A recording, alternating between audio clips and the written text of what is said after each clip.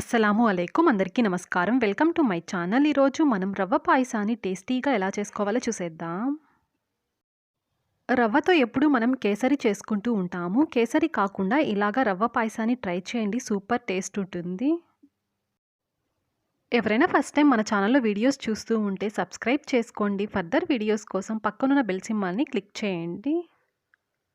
ఈ రవ్వ పాయసం కోసం ముందుగా స్టవ్ ఆన్ చేసి స్టవ్ మీద ఏదైనా ఒక కడాయిని పెట్టుకొని ఇందులోకి 1 టేబుల్ స్పూన్ దాకా నెయ్యిని వేసుకొని మనకి నచ్చిన డ్రై ఫ్రూట్స్‌ని వేసుకొని ఫ్రై చేసేసుకోండి. నేను కొద్దిగా జీడిపప్పుని, బాదంని ఇలాగా సన్నగా కట్ చేసుకొని వేసుకుంటున్నాను. ఈ జీడిపప్పు, బాదం కాస్త ఫ్రై అయిన తరువాత ఇప్పుడు ఇందులోకి ఎండు ద్రాక్షని వేసుకొని ఫ్రై చేసేసుకోండి. ఎప్పుడైనా డ్రై ఫ్రూట్స్‌ని ఫ్రై చేసేటప్పుడు మంటని లో ఫ్లేమ్‌లో పెట్టుకొని ఫ్రై చేసుకోండి. పర్ఫెక్ట్‌గా ఫ్రై అవుతాయి. డ్రై ఫ్రూట్స్ మరీ ఎక్కువగా ఫ్రై అవ్వకూడదు. అలా అని తక్కువగా కూడా ఫ్రై అవ్వకూడదు. మీడియంగా ఫ్రై అయితే టేస్ట్ బావుంటాయి. పచ్చి కొబ్బరి ఉంటే దాన్ని సన్నగా కట్ చేసుకొని వేసుకోండి. ఈ పాయసానికి పచ్చి కొబ్బరి వేసుకుంటే టేస్ట్ బావుంటుంది. ఇలా డ్రై ఫ్రూట్స్ అన్నిటిని ఫ్రై చేసేసుకున్న తరువాత వీటిని వేరొక ప్లేట్‌లోకి తీసేసుకోండి. ఇప్పుడు ఇదే కడాయిలోకి 3 టేబుల్ స్పూన్ల దాకా ఉప్మా రవ్వని వేసుకొని మంటని లో ఫ్లేమ్‌లో పెట్టుకొని గరిటెతో కలుపుతూ 3-4 నిమిషాల పాటు రోస్ట్ చేసుకోండి.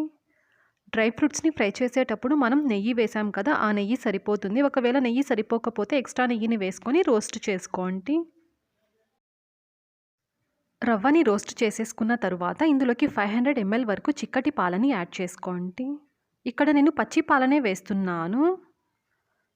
ఇలా పాలని వేసేసుకున్న తరువాత చిన్న టీ గ్లాస్‌తో 1 గ్లాస్ దాకా వాటర్‌ని యాడ్ చేసుకోండి. మరీ ఎక్కువగా వాటర్‌ని అయితే యాడ్ చేయకండి.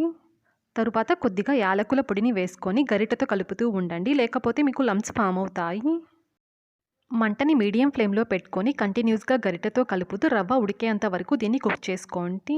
అంటే 3-4 నిమిషాల పాటు కుక్ చేసుకుంటే సరిపోతుంది. ఎప్పుడైనా పాయసం తినాలి అనిపించినప్పుడు ఇలాగ 10 నిమిషాల్లో ఈజీగా ఈ పాయసాన్ని చేసుకోవచ్చు. టేస్ట్ కూడా సూపర్‌గా ఉంటుంది. ఇలా రవ్వ ఉడికిన తరువాత మన టేస్ట్‌కి సరిపడంతగా చక్కెరని వేసుకోండి. నేను అరకప్పు దాకా చక్కెరనైతే వేశాను. చక్కెర వేసేసిన తరువాత గరిటెతో ఈ విధంగా మనం బాగా కలిపామంటే చక్కెర త్వరగా మెల్ట్ అవుతుంది. ఇక్కడ మనకి జస్ట్ చక్కెర కరిగితే సరిపోతుంది. మనం వేసుకున్న చక్కెరంతా బాగా కరిగిన తరువాత మనం ముందుగా ఫ్రై చేసి పెట్టుకున్న డ్రై ఫ్రూట్స్‌ని వేసుకొని గరిటెతో ఒకసారి దీనంతా బాగా కలుపుకున్న తరువాత స్టవ్‌ని ఆఫ్ చేసేసుకోండి. ఈ పాయసం చల్లారిన తరువాత కూడా చిక్కపడదండి. నేనిక్కడ పాయసం చల్లారిన తర్వాత చూపిస్తున్నాను. చూడండి ఇక్కడ పాయసం మనకేమీ చిక్కపడలేదు. అంతే అండి. ఎంతో రుచిగా ఉండే రవ్వ పాయసం మనకిక్కడ రెడీ అయిపోయింది.